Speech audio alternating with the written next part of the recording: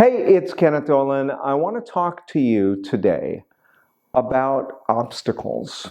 You want to be an actor. There are going to be a ton of obstacles in your way that are there no matter what. You did not create them.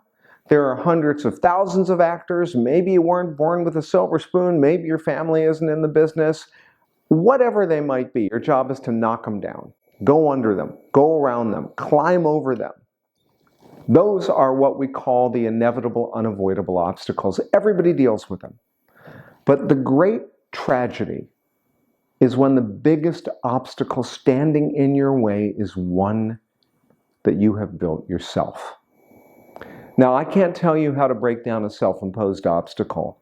That is something you'll need to do a lot of personal work on if you have one, but I implore you, don't let the biggest impediment to your success, the largest obstacle standing in your way, be one that you have built yourself. Anyhow, thanks for watching, and I hope that helps.